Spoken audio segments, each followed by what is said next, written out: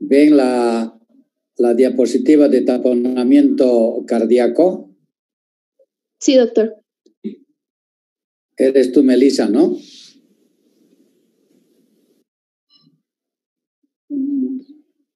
Doctor. ¿Cómo están? Buenas tardes. Buenas tardes, doctor. Vamos a ver ahora, continuando el tema del día de ayer de pericarditis, desame pericárdico y la complicación cuando ustedes no hacen el diagnóstico y el tratamiento y el paciente pues se les muere por taponamiento cardíaco. Y el de acá, ya cuando vayamos a ver todo el tema, les comenté que el día de ayer iban a revisar el tratamiento, ¿verdad?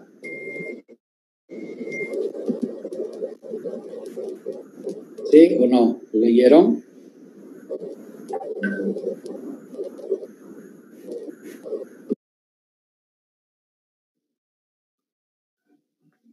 Melissa, ¿estudiaron?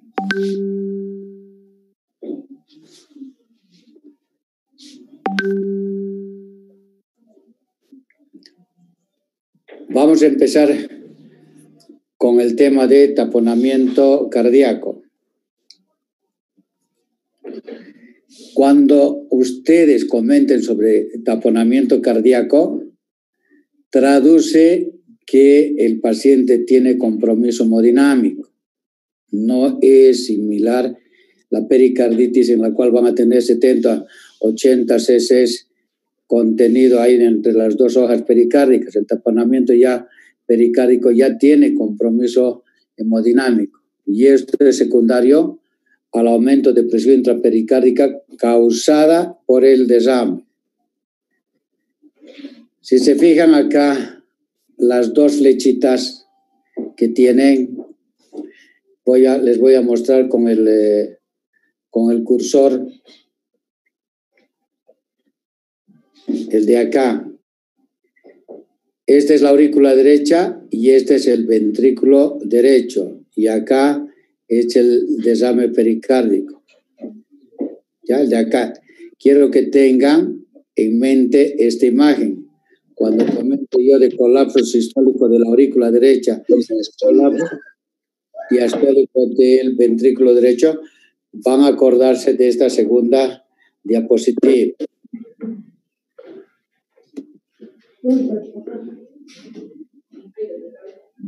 ¿Cuál es la etiología de cuál es la etiología del taponamiento pericárdico? Es similar, en toditas va a ser igual, todas son iguales. Una puede ser pericarditis de tipo idiopático, otro traumatismos por pericardio. Hoy en día ya no vemos nosotros la causada por insuficiencia renal, la urémica, ya no vemos porque ya a los pacientes se les realiza la hemodiálisis. Ya después tenemos la más común en nuestro medio, va a ser la tuberculosis, y las otras pericarditis secundarias a neoplasias, tuberculosis o las purulentas y las miocardiopatías.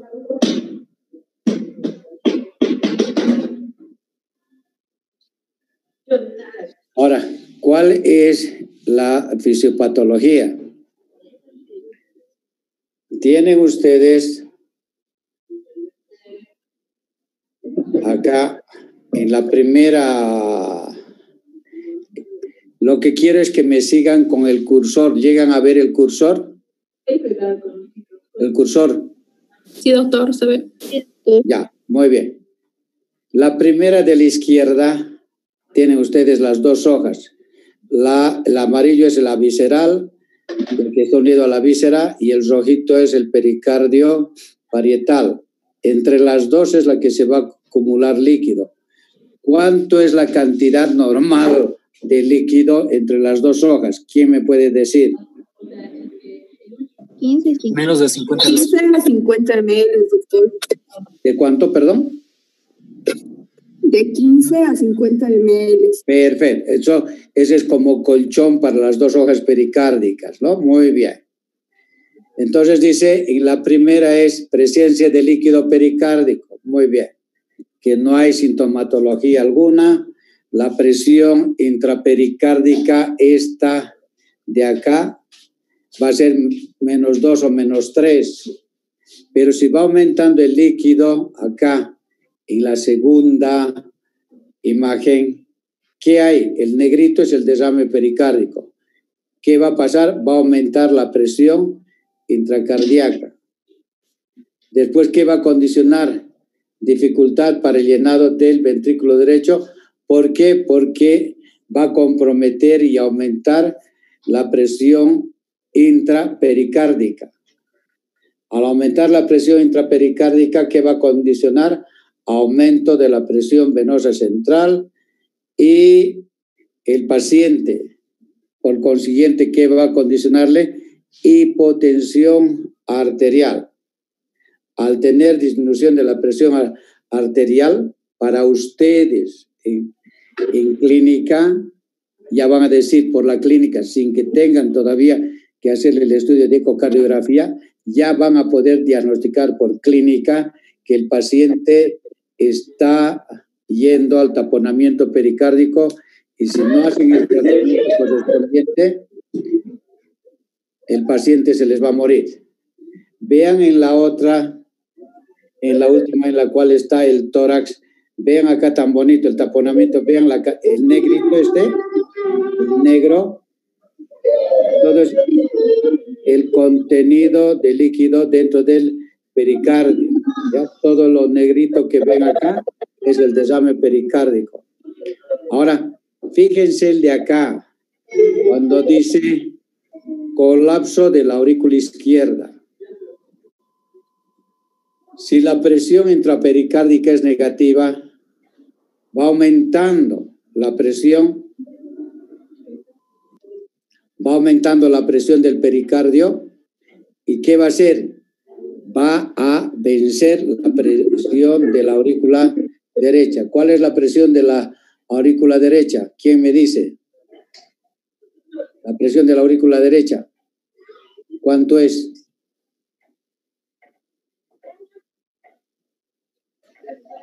Presión de la aurícula derecha. Jóvenes. 2 milímetros de mercurio, doctor. Hasta 4 milímetros de mercurio. Muy bien. Ahora escuchen bien. Si la presión intrapericárdica, que es negativa, aumenta 2, 3 la presión, ahora me van a permitir, si aumenta ahora el líquido entre las dos capas, ¿lo ven? ¿Qué va a condicionar? Va a aumentar la presión sobre el corazón y va a restringir el bombeo. Ahora, si aumenta la presión intrapericárdica y va a vencer la presión de la aurícula derecha, ¿qué les va a condicionar? Que la vena cava superior, la vena yugular esté dilatada. Entonces, ¿ustedes qué van a encontrar? Ingurgitación yugular. Si sigue aumentando la presión, ¿cuál es la otra vena que tiene? La vena cava superior y la vena cava inferior. Y si es la vena cava inferior, cuando hay aumento, ¿qué les va a condicionar? Por congestión hepática van a tener ¿qué? Hepatomegalia. O sea, van a tener ya 1, ingurgitación yugular, 2, hepatomegalia. Son los síntomas de ¿qué? De falla cardíaca derecha. Al aumentar más el líquido, ¿qué va a condicionar? Va a producir alteración de la función diastólica de los ventrículos. Ya, va a haber llenado diastólico.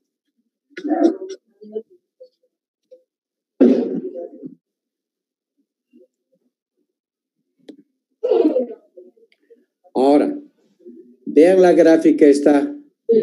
Cuánto, escuchen bien, para que el paciente llegue a tener taponamiento pericárdico, taponamiento pericárdico va a depender, uno, del tiempo y de la cantidad de líquido que haya entre las dos hojas pericárdicas. ¿Qué quiere decir? Si, por ejemplo, tiene trauma, que es causado por una herida punzocortante, que le clava un cuchillo en el corazón, ¿qué va a hacer? Toda la sangre, ¿dónde va a ir? Se va a ir al pericardio y va a condicionar taponamiento pericárdico, ¿verdad? Muy bien. Pero si es condicionado, escuchen bien ahora, si es condicionado por cualquier patología bacteriana, micótica o algo, y la acumulación va a ser en forma progresiva y crónica, entonces el taponamiento pericárdico puede condicionarles por 400, 600, 800, 1200 cc, 1500 cc de líquido que puede contener las dos hojas pericárdicas y puede condicionar taponamiento. Entonces, acá, ¿de qué depende? Del tiempo y velocidad. Y dos, de la distensibilidad de las hojas pericárdicas. Cuanto mayor sea la presión intrapericárdica, obviamente la cantidad de líquido que vaya a acumularse puede ser, como en el ejemplo el volumen de 200, 300 cc les puede dar a ustedes taponamiento pericárdico. O sea, para que les produzca taponamiento, entonces son dos factores. Uno, que haya la distensibilidad de la hoja pericárdica, uno, y dos, de la rapidez del derrame que pueda condicionar el taponamiento. Ahora bien, ¿cómo ustedes van a encontrar al paciente con taponamiento pericárdico? ¿Cómo? Uno, ustedes van a poder diagnosticar si es agudo o es crónico. Si es agudo, el paciente va a encontrarse en estado de estupor. El agitado, escuchen bien acá, se refiere a disnea, ¿ya? El agitado es error. Agitación traduce término psiquiátrico, ¿ya?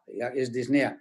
El paciente va a tener taquicardia, si tiene insuficiencia respiratoria, taquipnea, el paciente va a estar con hipotensión y obviamente si hay líquido en las hojas pericárdicas, ¿cómo van a estar los ruidos cardíacos? Van a estar disminuidos y el pulso va a ser filiforme o no se va a poder palpar. Ahora, si el cuadro es crónico, obviamente va a tener disnea, dolor torácico opresivo, va a tener pérdida de peso en relación a etiología que puede ser que tenga cáncer de mama o cáncer pulmonar, obviamente va a perder peso, va a tener anorexia y debilidad marcada. Y en el crónico puede alcanzar o almacenarse más de 2000 cc entre las dos hojas. O sea, acá lo que les decía anteriormente, el derrame pericárdico que puede condicionar taponamiento puede ser con 200 cc o puede ser con 2000 cc. La respuesta, cuando les vaya a preguntar de qué depende, me dirán del tiempo y de la evolución, y otro de la distensibilidad de las hojas pericárdicas. En el examen físico, si ya tienen ustedes al paciente, de nuevo repasamos. Todo es falla cardíaca derecha, porque obviamente, ¿cuáles son las dos cavidades que va a afectar?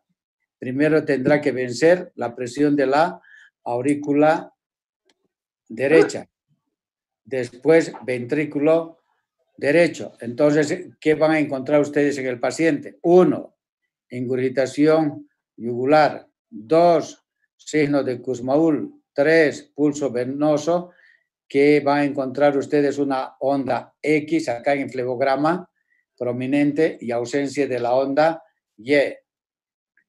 Pueden encontrar edema periférico, hepatomegalia y los ruidos cardíacos están totalmente disminuidos. Si ustedes se van fijando, todo lo que estamos comentando es sintomatología de insuficiencia cardíaca del lado derecho, ingurgitación yugular, hepatomegalia y edema en miembros inferiores. Ahora, el diagnóstico lo van a hacer, va a tener gasto cardíaco bajo, puede condicionarles choque cardiogénico, puede tener insuficiencia cardíaca derecha secundaria al desame pericárdico. El paciente va a encontrarlo ortopneico e inquieto y van a poder observar de nuevo ingurgitación yugular y el pulso arterial es paradójico. ¿Alguien puede comentarme esto del pulso arterial paradójico? ¿En qué consiste? Porque el diagnóstico, como les digo, si ustedes van a ir al campo y no tienen estudios complementarios como la ecocardiografía, entonces el diagnóstico lo van a hacer a través de la clínica. Ya contarán ahí cuando vayan años de provincia o los 3 meses que hacen o 4 meses, contarán con radiografía, electrocardiograma, pero el diagnóstico se basa en la clínica. ¿Alguien puede comentarme cómo es eso del pulso arterial paradójico? Doctor, ¿Alguien? sí, creo, bueno, es la disminución del pulso sistólico durante la inspiración. Disminuye más de 10 milímetros de mercurio respecto a cómo es el pulso sistólico, creo. Ya, está correcto, pero ahora se los voy a hacer más fácil. ¿Ya? La respuesta es correcta. El pulso arterial paradójico, ustedes van a tomar la presión en el brazo derecho y vamos a suponer que el paciente tiene 120/80, ¿ya? La presión normal. Muy bien. ¿A qué se refiere el pulso arterial paradójico? Entonces, le toman la presión, esperan como 5 minutos y nuevamente le toman la presión.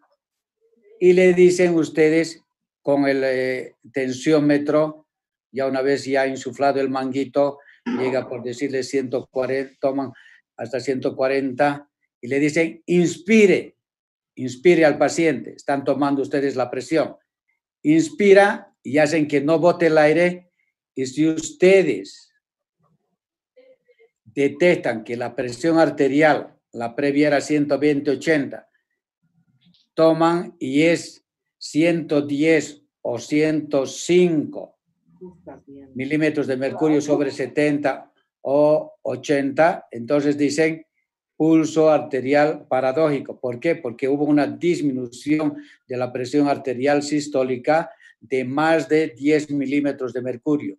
Y esto ustedes lo pueden hacer, puesto que cuentan con tensiómetro y obviamente tienen el estetoscopio.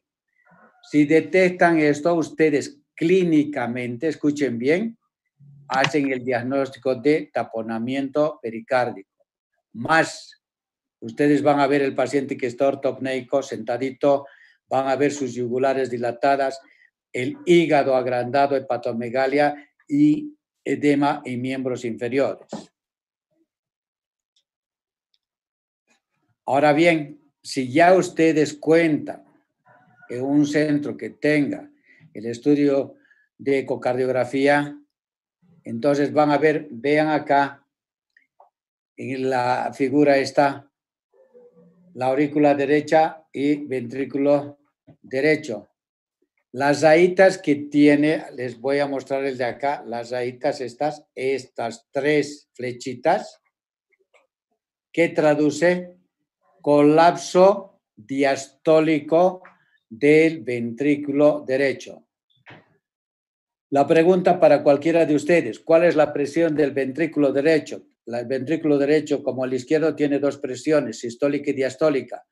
¿Quién puede decirme cuál es la presión del ventrículo derecho? ¿Cuánto? ¿Cuál es la presión de la aurícula derecha? Perdón, del ventrículo derecho, ¿cuál es? Jóvenes. Melissa.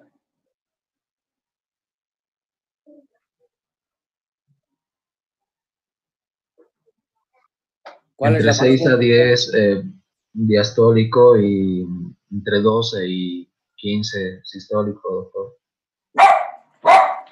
La presión del ventrículo Perdón, 6 a derecho? 10 diastólico y 18. Ya. Entonces, estamos comentando, ¿no ve? Si va a vencer la presión de la aurícula derecha y sigue aumentando más el líquido, ¿qué va a condicionar? Que va a vencer la presión de la diástole del ventrículo derecho, o sea, la presión de 9 milímetros de mercurio superó, y entonces lo que hace es colapsar el ventrículo derecho. Todo lo que ven acá en el cursor, esto es el derrame pericárdico, ya por mayor presión intrapericárdica ha vencido la presión durante la diástole, no la sístole, ¿ya? Entonces, esto es lo que llamamos nosotros colapso diastólico del ventrículo derecho. Y obviamente de inicio van a tener colapso de la aurícula derecha. Al vencer la presión de la aurícula derecha, ¿cuál presión va a vencer? La de la aurícula del ventrículo derecho, la diastólica. Después vencerá ¿cuál? La presión de la aurícula izquierda.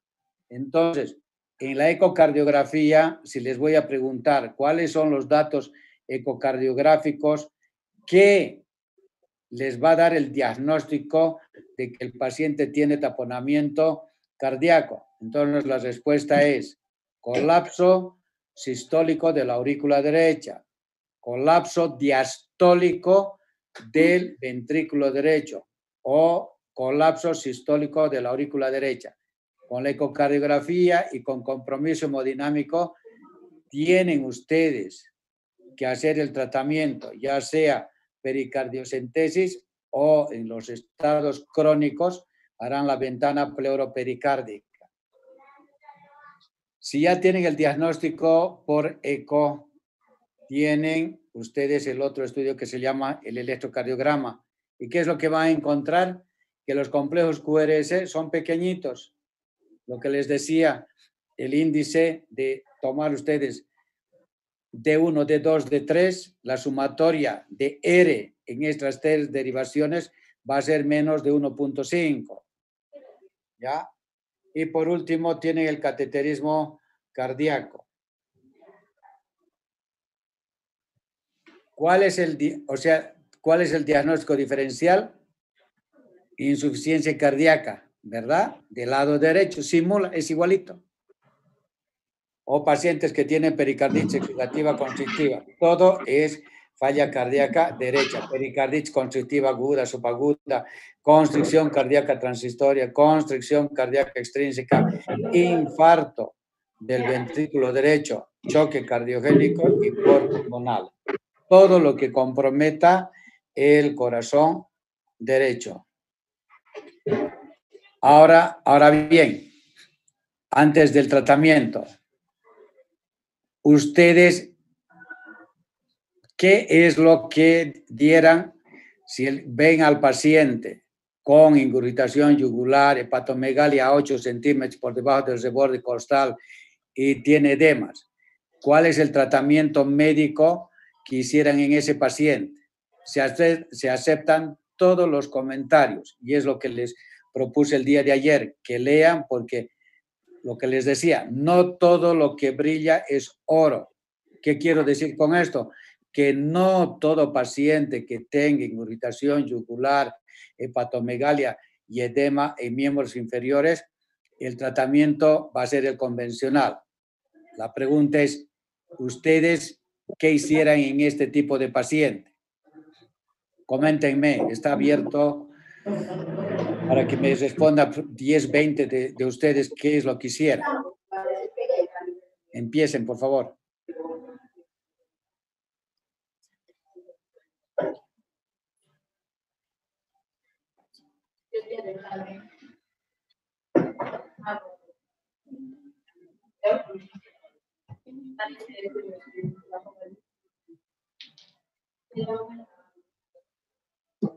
¿Va a hablar? ¿Qué es lo que hacen?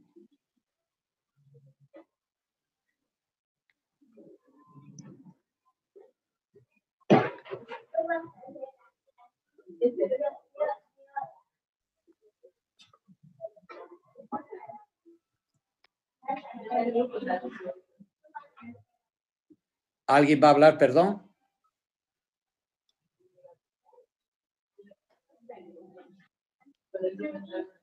Llega el paciente, está en emergencia, le han hecho ustedes el diagnóstico clínico. Ahora la pregunta es, ¿cuál es el tratamiento que le van a hacer? Pericardiocentesis, doctor. ¿Qué? Pericardiocentesis. No, antes de esto, o sea, tiene que venir el cardiólogo o el intensivista para hacerle la pericardiocentesis, ¿no ve? Sí. Pero mientras tanto, ¿qué hacen ustedes? Porque no, a no ser que esté el especialista, obviamente le va a hacer acá lo que digo de tratamiento, pero ustedes como tratamiento clínico, ¿qué es lo que van a hacer? Porque acá simula falla cardíaca derecha, ¿no ve? Tiene todos los datos clínicos de insuficiencia cardíaca derecha. ¿Qué es lo que van a hacer ustedes?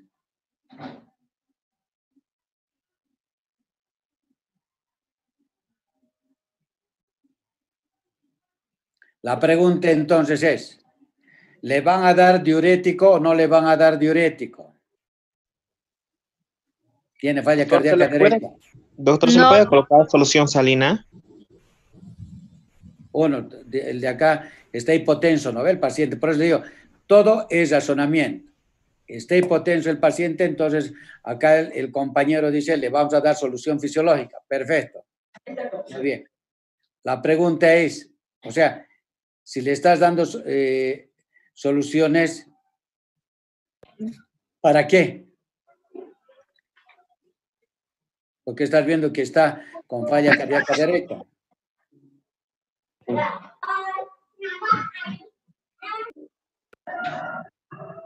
¿Cuál es la respuesta?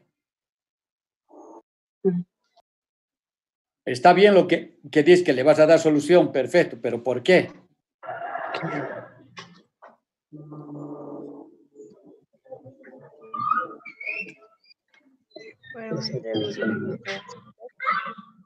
¿Por qué está hipotenso, doctor? ¿O no? No sé. Ya, uno, ya, por la hipotensión, ¿no? Pero, ¿por qué le están dando? La pregunta es el ¿por qué? Está bien, hipotenso. ¿Y por qué más? Les voy a mostrar ahorita.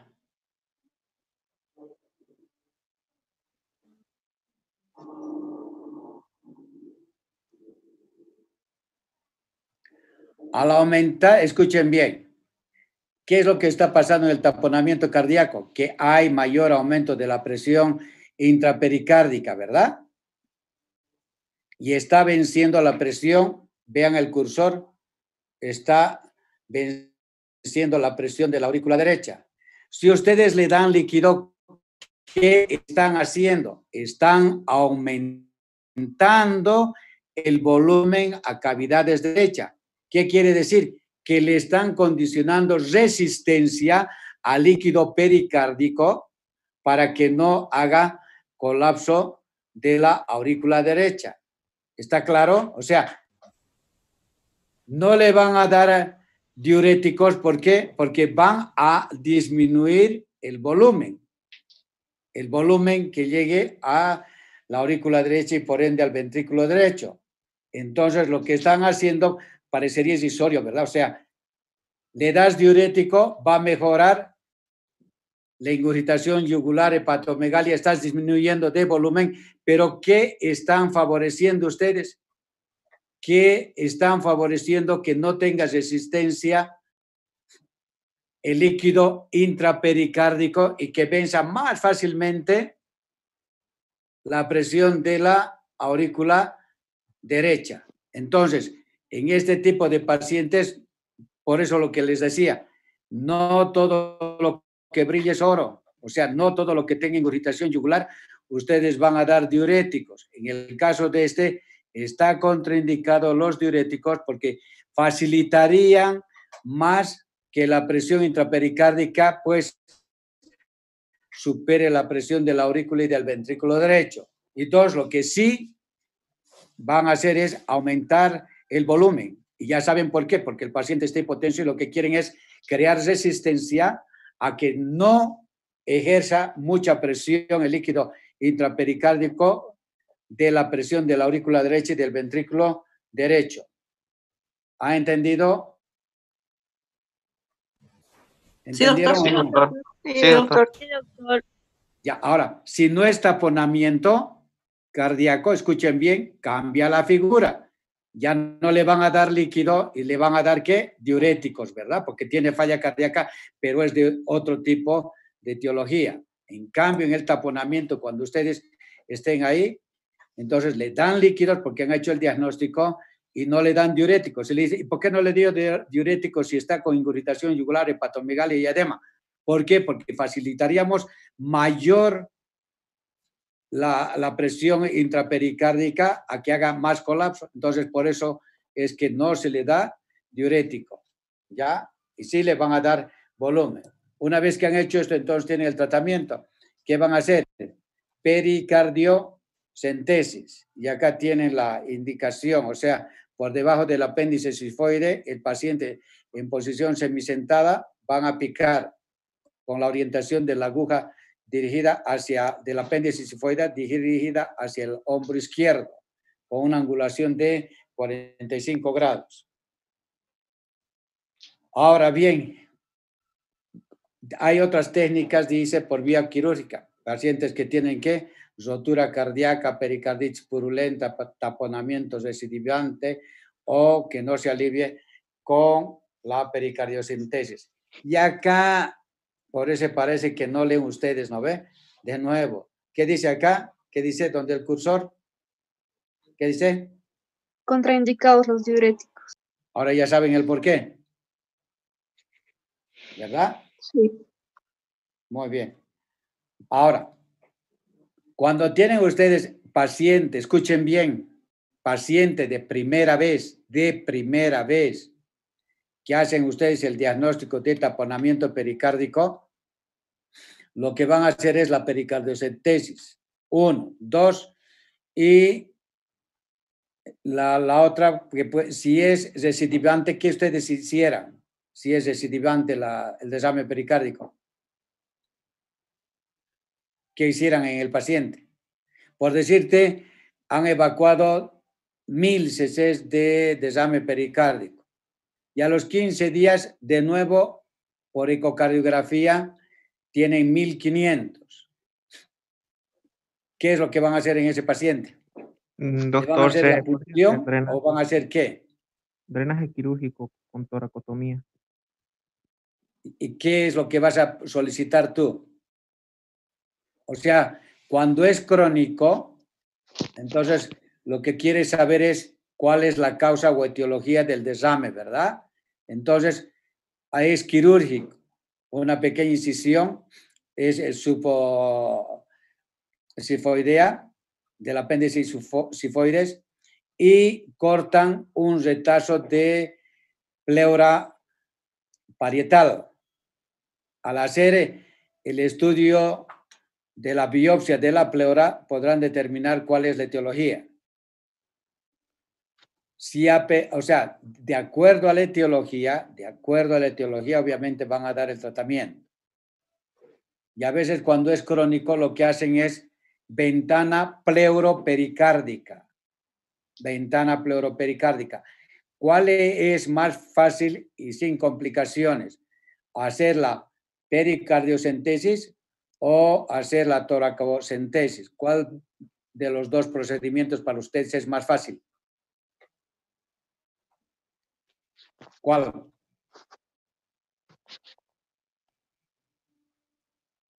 ¿Cuál? Jóvenes, señoritas.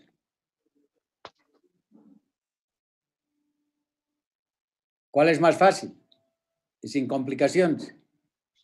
La pericardiocentesis. ¿Perdón? La pericardiocentesis. Otra opinión. ¿Cuál es más fácil? La toracocentesis, doctor. ¿Por qué? Ahora sí que el sacazo en curva, ¿no? Ya, para la primera respuesta, Cuando me comenta la pericardiocentesis, acá en el diagrama, en esta la foto es muy fácil. Pero, escuchen bien, cuando el líquido no es, o sea, es fácil cuando tiene 1000 cc, 1500 cc, o sea, no vas a tener riesgo de poder perforar ¿qué arteria? La arteria coronaria. El problema es de que la complicación en la pericardiocentesis, si no la saben hacer, obviamente no la hagan, porque puede con la aguja rasgar una arteria coronaria y producir su hemopericardio.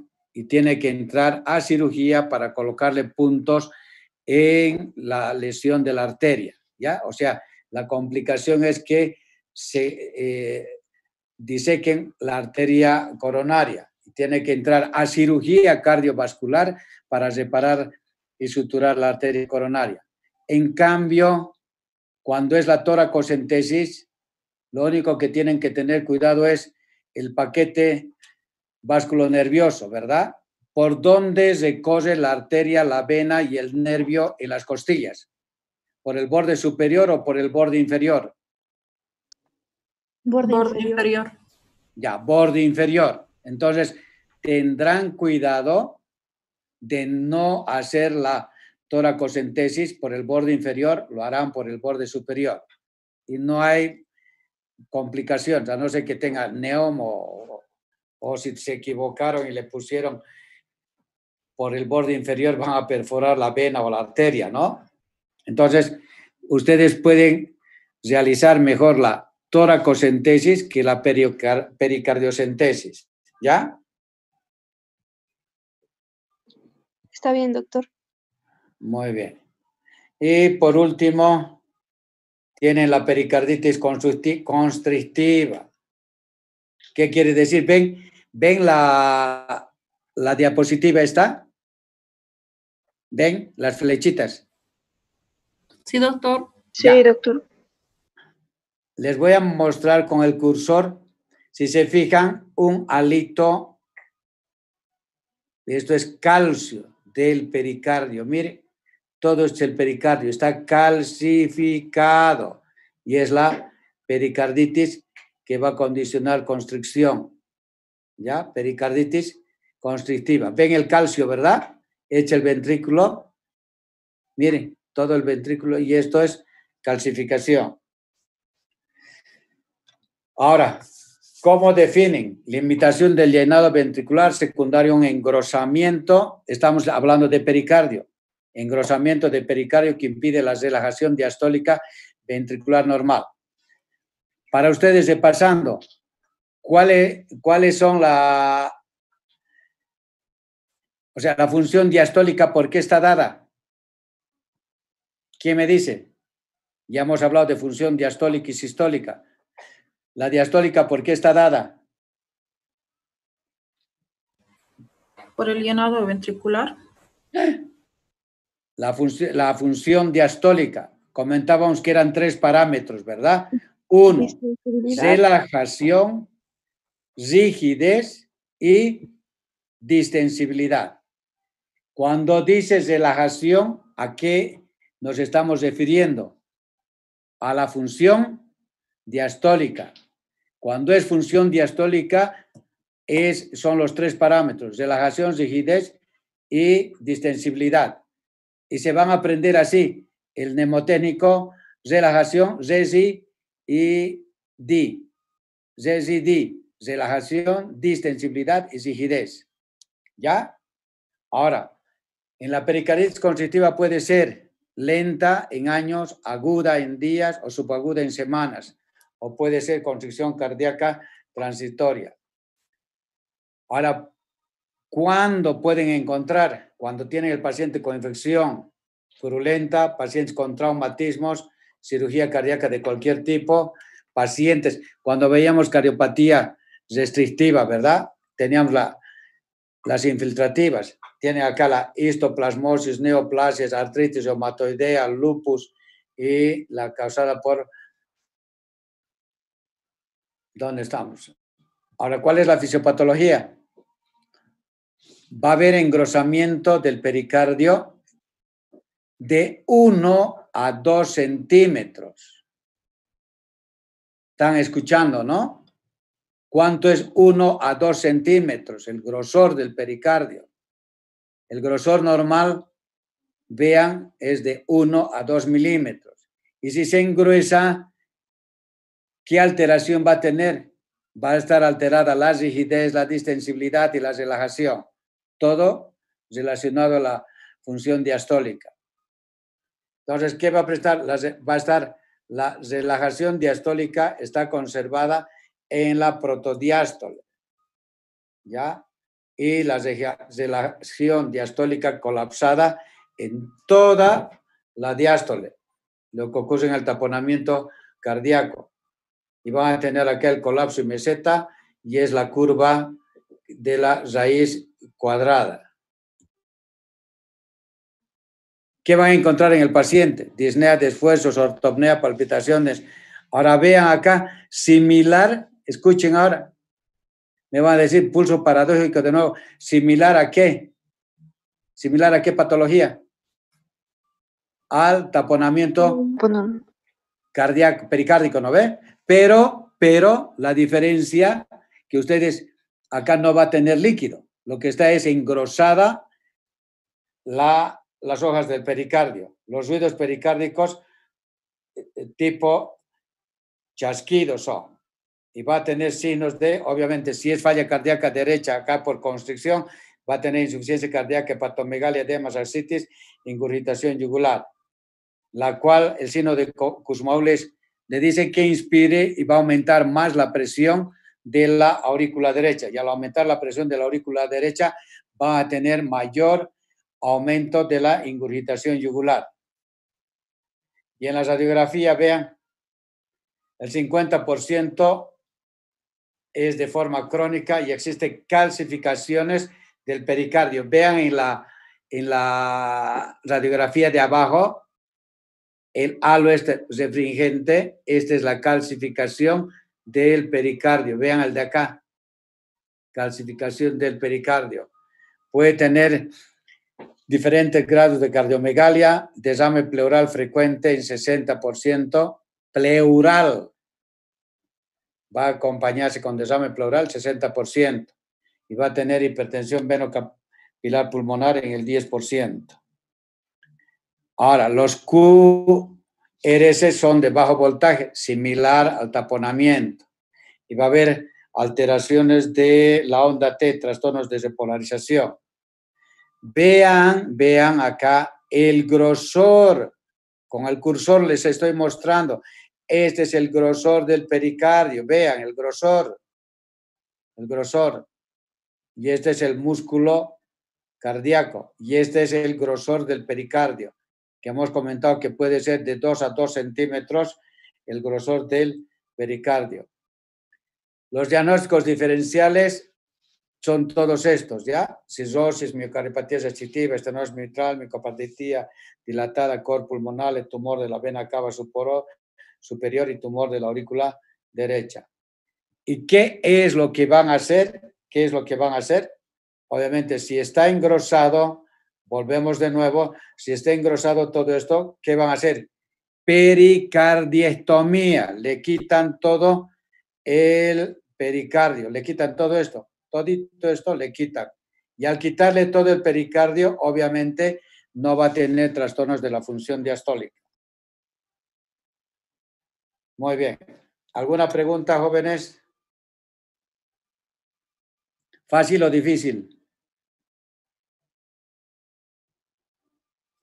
Fácil, doctor. Muy bien. El día de mañana les voy a dar solamente... ¿Alguna pregunta tienen, perdón?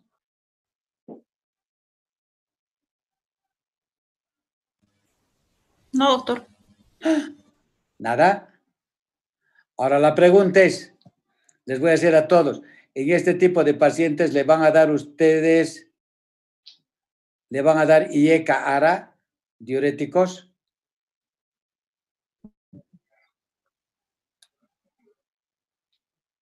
Sí, doctor. ¿Por qué?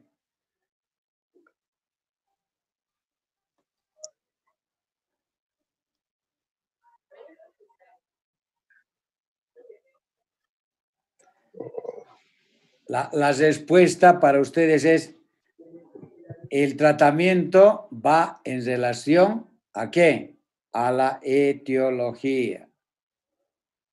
¿Ya? A la etiología. Y en el caso este, por decir, si tiene desame pericárdico, ¿le van a dar IECAS ARA diuréticos? ¿Sí o no?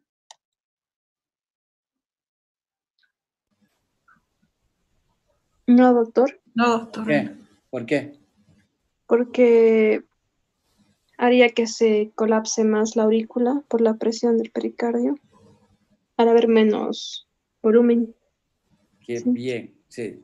Tienes 2 puntos más. Correcto, o sea, ya saben ahora, si tiene falla cardíaca derecha, nada diuréticos IECA o los ARA. ¿Por qué? Porque son vasodilatadores mixtos. Y si son vasodilatadores mixtos, ¿qué están haciendo? Produciendo mayor vasodilatación de las arterias y de las venas.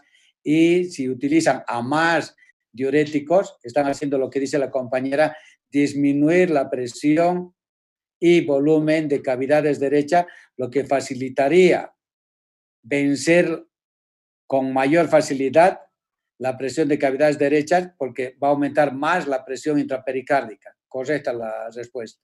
¿Ya? Está muy bien. ¿Alguna pregunta más?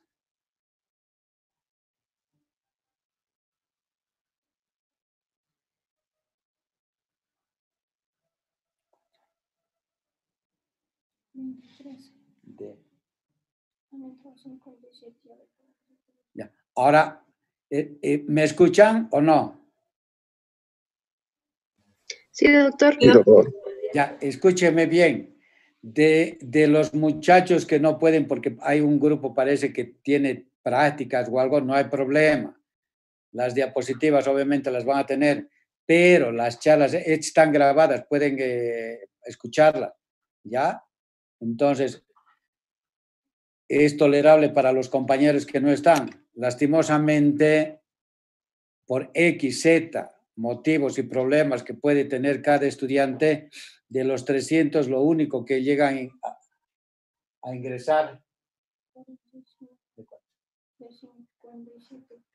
casi ni 60 llegan a las clases. Ahora, ¿cuál es el motivo? La verdad, no sé. Si es por esto, digamos, de internet, que viven lejos, no sé. Falta de comunicación entre la coordinadora de ustedes. Ya, pero pues es entendible, es tolerable y es lo único de malo cuando son las clases estas virtuales, que hay gente que no tiene posibilidades de tener computadora, internet y todo esto. Es entendible, pero tienen todas las diapositivas que se las he dado a Melissa, ¿ya? ¿Alguna pregunta, perdón, antes de que nos vayamos? ¿Alguna pregunta? No, doctor. Ya. Para el día de mañana, Melissa, vamos a ver endocarditis infecciosa. Y eso es bonito, es bello, es solamente endocarditis vamos a ver, ¿ya? Y el día, mañana es miércoles, ¿no? El jueves vamos a ver coartación de la aorta y el viernes enfermedad de Epstein, y con eso tienen toditos los temas que se les ha dado. Bueno, ¿está bien? Está bien, doctor. Entonces, para mañana van a estudiar endocarditis, por favor. Y es bello esto de endocarditis, claro. No para nosotros, ¿no? Para nosotros, claro, porque vamos a aprender, pero no para el paciente. Los espero entonces mañana a las 2 de la tarde. Que tengan buenas tardes y estudien, por favor. Y cuídense.